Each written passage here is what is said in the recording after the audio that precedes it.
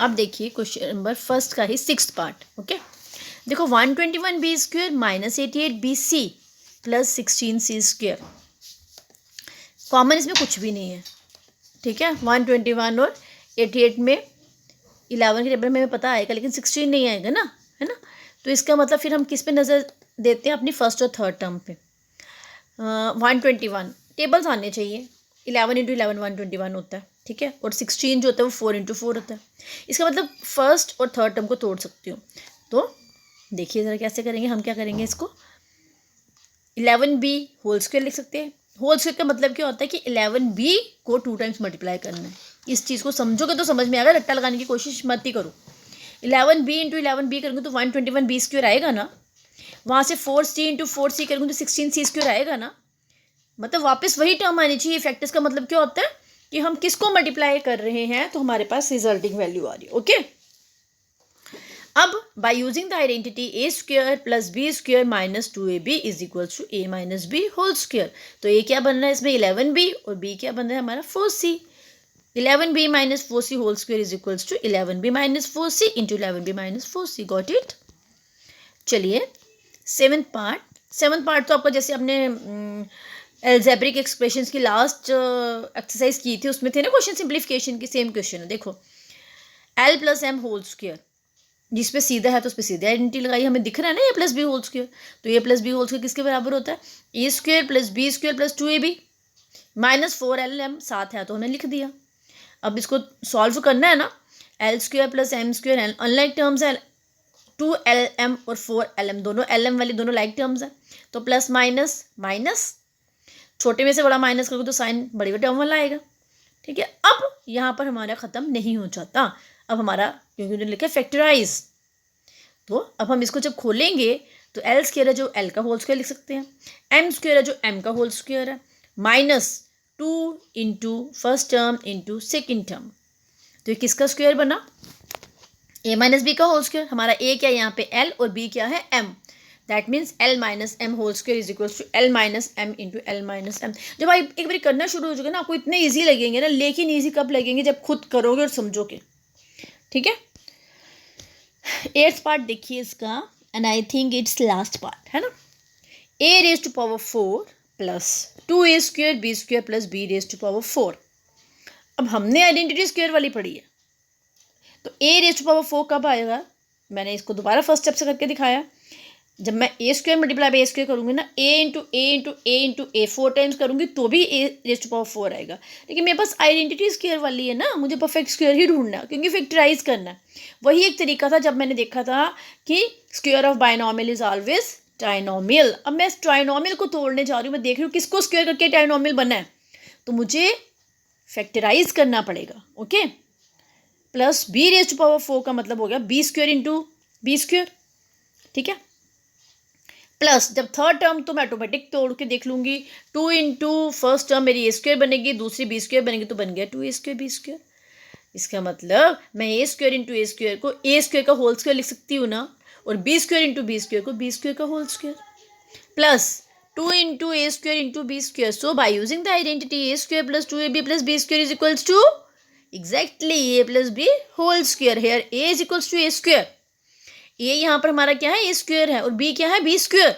So this is equals to a² plus b² का whole square, जिसका मतलब क्या है a² plus b² into a² plus b²। समझ में आया।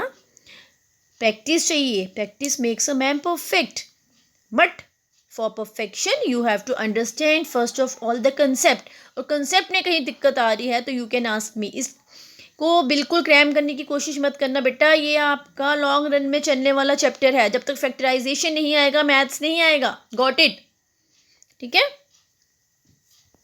अब आ जाइए question number second. Question number second में अब हम सिर्फ और सिर्फ मोस्टली जो कर रहे हैं वो थर्ड आइडेंटिटी का यूज़ करेंगे।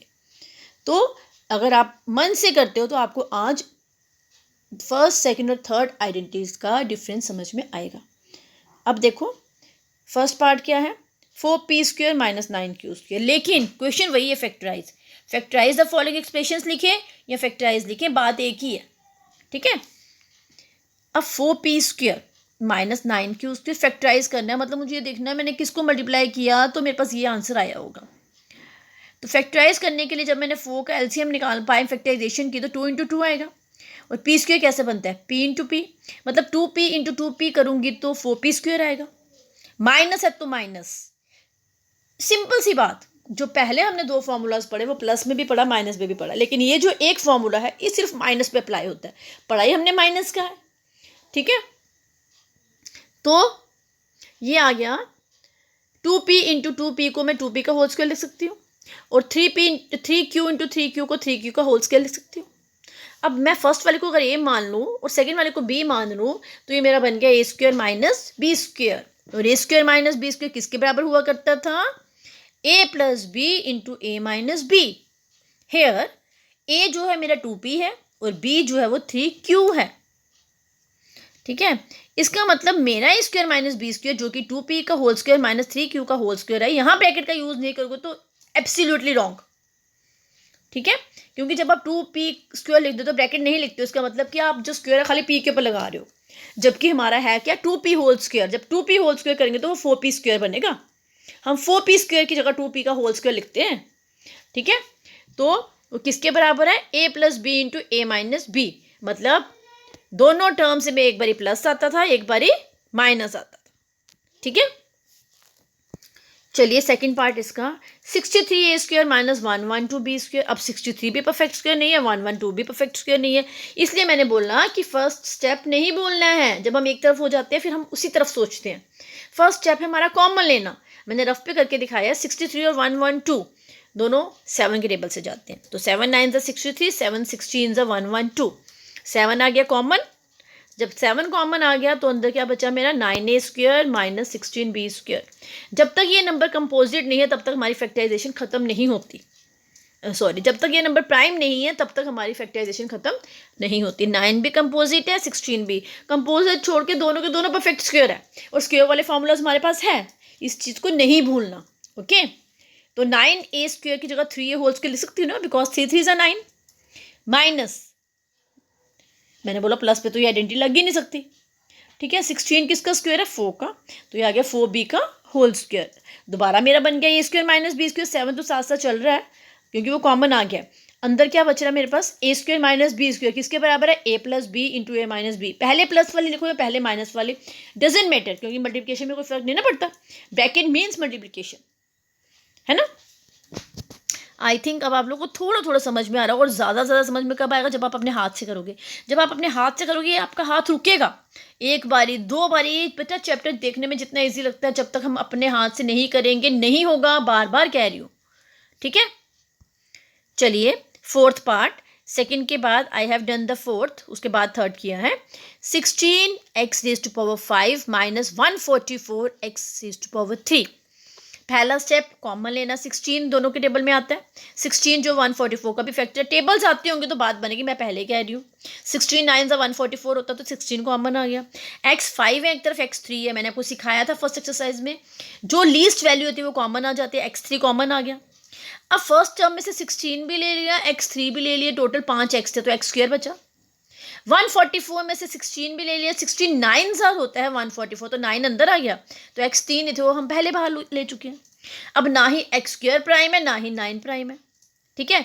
x स्क्वायर का मतलब होगा x को होल स्क्वायर, और 9 का क्या है 3 का होल स्क्वायर, मतलब ये दोबारा बन गया मेरा a square minus B square. और a square minus B square किसके बराबर होता है, एक बारी प्लस एक बारी माइनस, मतलब x minus 3 into x plus 3। Got it. चलिए अब इसका third part, 49x square minus 36।